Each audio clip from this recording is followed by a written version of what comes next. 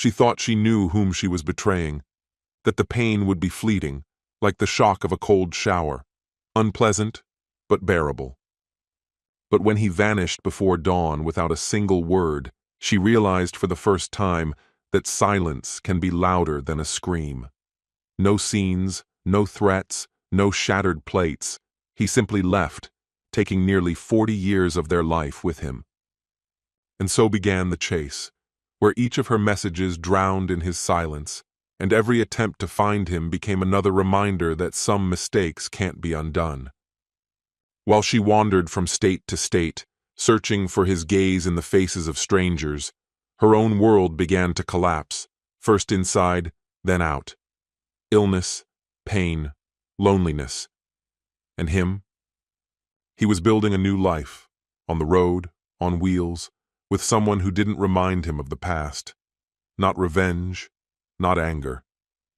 Just a cold, resolute enough. And when she finally learned where he was, the question was no longer whether he'd come back, but whether she could survive the price of her freedom. Hello, my friend. I'm so glad you stopped by my channel. If you're here for the first time, don't forget to subscribe and share this video with your friends or family. It really helps my channel a lot. Please tell me in which city or country you watched this video.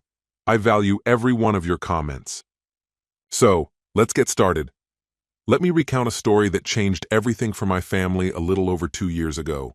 It's about a 63-year-old man who, after learning of his wife's betrayal, went from being a gentle, accommodating partner to someone who reclaimed his identity with unwavering resolve. This isn't a tale about my marriage. My husband and I have shared 14 solid, loving years, but rather about my parents, my mother, who was 59 at the time, and my father, then 63. They'd been together nearly 40 years, their relationship built on decades of shared moments, companionship, and what we all believe to be deep, mutual trust. 3 years back, they retired and relocated to Arizona to embrace a life of travel and exploration. From fall to spring, they journeyed far and wide, and during the hotter months, they'd return to Utah to spend time with us. Their new lifestyle seemed like a dream. They had a beautiful riverside house, a pristine diesel truck, and a camper that symbolized endless possibility. Their visits brought us joy, so much so that my husband even installed full RV amenities on our 16-acre property to ensure they always felt at home. On the surface, their lives looked picture-perfect, but the surface can be deceiving. In their Arizona retirement community, there was a woman named Julie. From the outset, I felt an odd discomfort around her. She was loud, impulsive, and the life of every party, traits that clashed with my mother's typically calm demeanor and preference for quiet evenings. Despite my misgivings, Mom dismissed my concerns, describing Julie as generous and spirited. The two quickly became close, and even friends who'd initially been wary of Julie eventually warmed to her wild charisma. I sensed danger, but no one paid it much mind.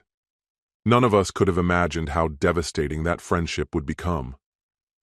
What followed would tear our family apart, a painful reminder that betrayal and misplaced affection aren't reserved for the young. Love, or something posing as it, can become toxic at any stage of life. One evening, Mom, Julie, and another friend, Jolyn, had plans to go out. Partway through the night, Mom grew tired and decided to head home early. As always, Dad drove her home without a fuss. But something in her shifted. Back at the house, her mood darkened. She was distracted, distant. When Dad gently asked what was bothering her, she hesitated. Then, her hands shaking and eyes full of remorse, she confessed the unimaginable. She'd been having an affair with a younger man, a friend of Julie's.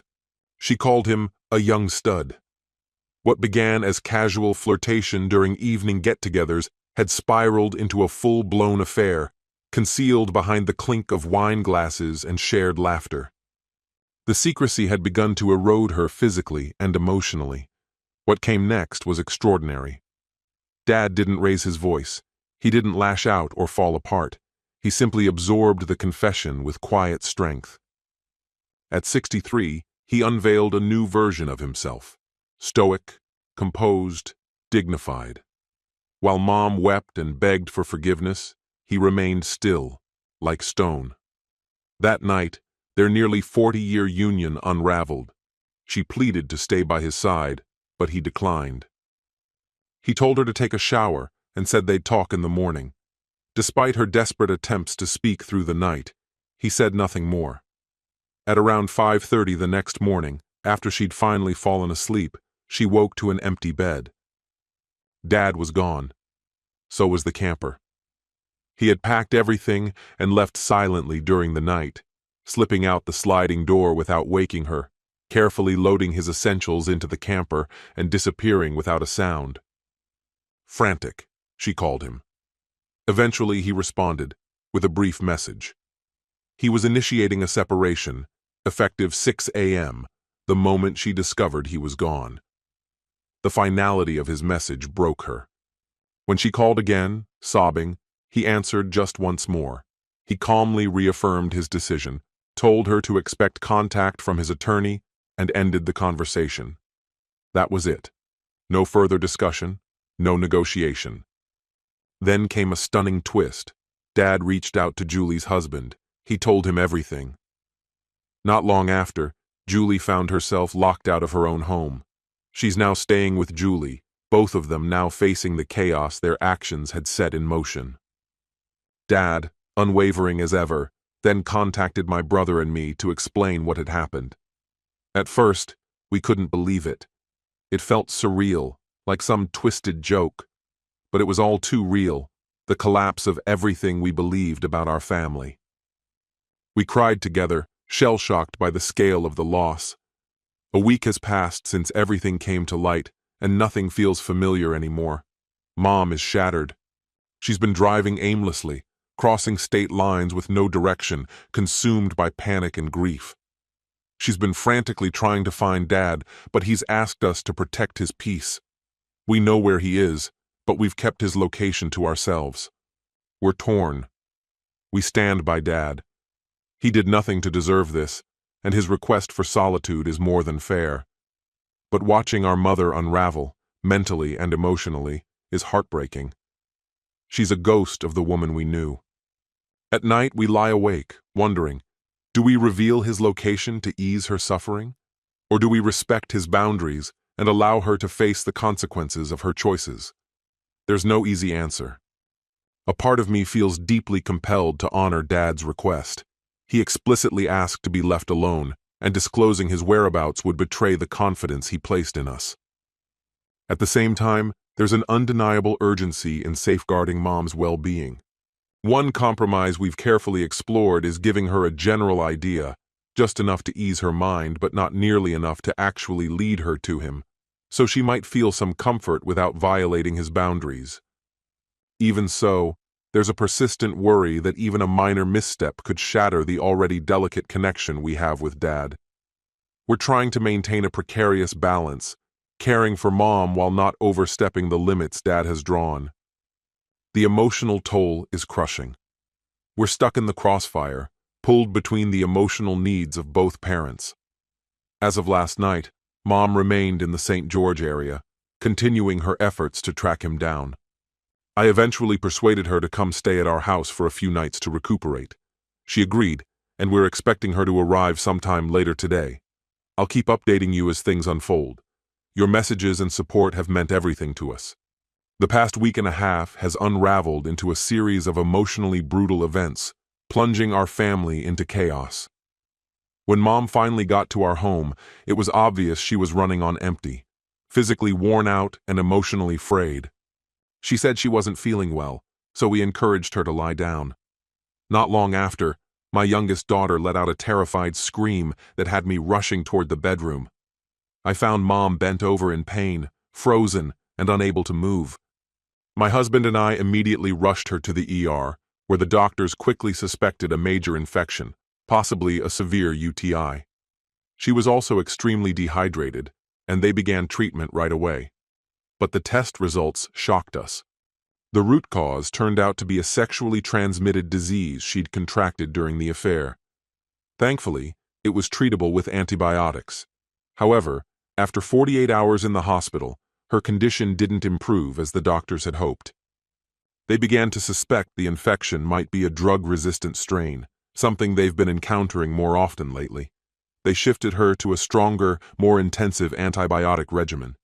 After 5 excruciating days, her fever finally dropped, and her condition stabilized to the point where she could be discharged. Even so, the ordeal left her physically drained and emotionally wrecked.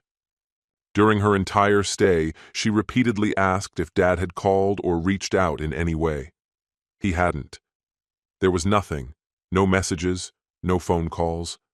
I had been sending Dad regular updates, keeping him informed every day.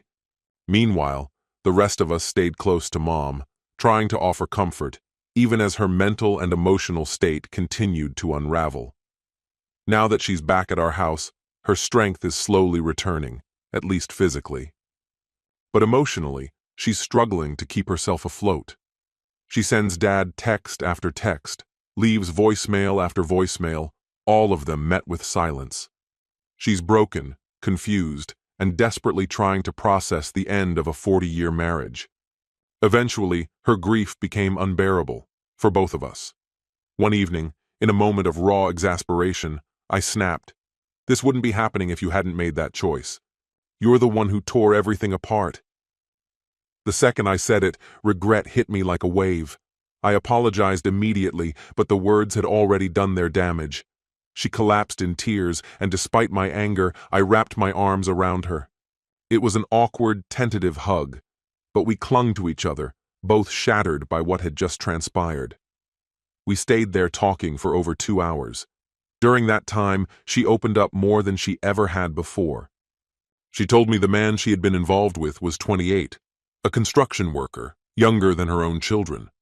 As she described the setting, the man's circle of friends, and the casual, almost careless approach they all had toward intimacy, her betrayal became even more jarring. I kept pressing for answers, desperate to understand how she allowed herself to go down that path. She was clearly uncomfortable, but I couldn't stop myself from asking. I needed something, anything, that could help me make sense of how she could hurt Dad so profoundly. Her responses were halting, full of regret, but ultimately lacking in clarity. I felt an overwhelming mix of grief and disgust. The idea that my mother had been involved in something so reckless was hard to absorb. She admitted she didn't fully understand why she allowed it to happen, only that the regret set in almost immediately after it began. As agonizing as it was to hear, her honesty brought a strange kind of relief. Still, I couldn't stop thinking about the darker possibility. If she hadn't told the truth, and Dad had unknowingly contracted that infection, what then? That thought haunted me.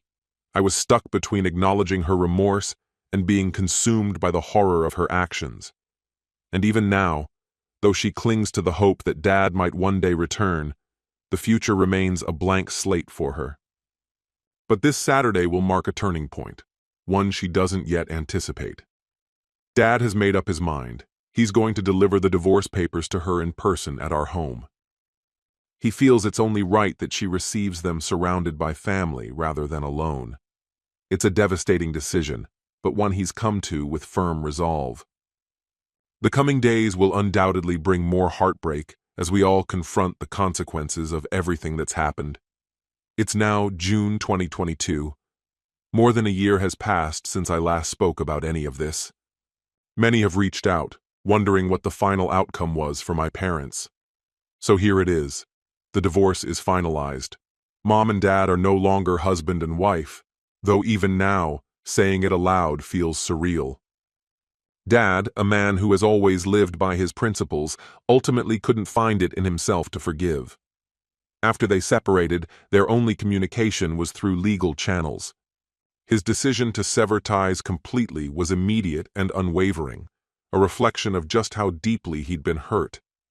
And yet, despite the pain, he didn't abandon her. Financially, he ensured she'd be okay. The divorce settlement was more than fair, some might even call it generous, but their emotional connection is gone, irreparably broken. Putting this into words isn't easy, but I've come to understand why my father was so deeply wounded that he chose to walk away. Meanwhile, my mother now resides in a small, unpretentious apartment just minutes from where I live. The vibrant life they once shared near the Arizona River, filled with boats, jet skis, and the hum of a camper, has faded into memory. In its place is a quiet, subdued town where she lives near me, her daughter. It's a stark contrast to the dynamic lifestyle she once embraced, and it now stands as a poignant reminder of all she lost in exchange for a fleeting, reckless moment of passion, one that ultimately collapsed into betrayal and enduring sorrow. The aftermath of the divorce left each of them changed in drastically different ways. For my mother, the consequences came swiftly and harshly. Not long after the separation, her health took a steep dive. She ended up in the hospital suffering from bronchitis, dehydration, poor nutrition, and a deep depression that seemed to consume her. She remained under observation for 3 days, and though she received initial relief and began a regimen of psychiatric medication, her doctors raised concerns that she might have developed lupus. They believed it could have been triggered by the overwhelming emotional and physical stress of the breakup. Her physician emphasized the destructive impact that sustained stress can have on the immune system, sometimes manifesting as lupus-like conditions. He urged her to prioritize emotional healing and to take steps to rebuild her immune strength. The road to recovery has been long and unpredictable. While she has made some progress, she's no longer the woman I once knew. The ordeal has reshaped her, both mentally and physically, leaving behind a lingering reminder of how far-reaching the consequences of one impulsive choice can be. Once a stable and resilient figure in our family, she now seems fragile and worn down. Through a stroke of luck and the kindness of a friend in management, I was able to help her land a job at a craft store.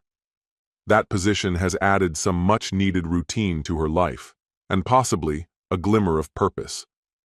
She's doing well in that role, gradually earning admiration for her consistency and diligence. Yet the truth remains, her former life is gone. Today, she relies on daily medications and contends with persistent anxiety. Her modest apartment near me quietly echoes the cost she continues to bear. And so, with a heavy heart, I shift the focus to my father. He has embraced a life on the move, finding solace in the freedom that comes with a home on wheels. Over the past 6 months, he has developed a connection with a woman that seems to be deepening into something meaningful. I've encouraged him to take his time, especially given how recent the divorce still feels, but he seems genuinely content. His new companion is a young travel vlogger with a zest for adventure, and their shared love for exploration has drawn them closer. They've spent months crisscrossing the country together, camping along the way. Despite the obvious age difference, there's a real sense of sincerity in their relationship. Dad has made it clear to both my brother and me that he has no interest in remarrying. His partner, who also went through a difficult divorce, shares that sentiment. Neither of them seeks another formal commitment. What binds them now is a mutual passion for nature, discovery, and the open road. I can't overstate how much your empathy and thoughtful advice have meant during this time. Your kindness has been a true source of comfort. As a daughter striving to find balance amid all these changes, I share this reflection with cautious hope. Healing is still ongoing, but the path ahead holds potential for peace. And now, I'm left with a question that continues to stir something deep within me. If you were in my father's place, could you forgive a lifelong partner for a sudden act of infidelity? Would you be able to see it as a tragic misstep in an otherwise loving marriage? Or would that one breach of trust overshadow everything that came before? The emotional fallout of betrayal, how it influences forgiveness, lingering anger, and the choices we make, remains a profound and enduring question, one that challenges us to look inward. This story has come to an end. What's your opinion? Share it in the comments, my friend, and if you like this story, check out other exciting videos on my channel. I'll say goodbye until the next video. See you.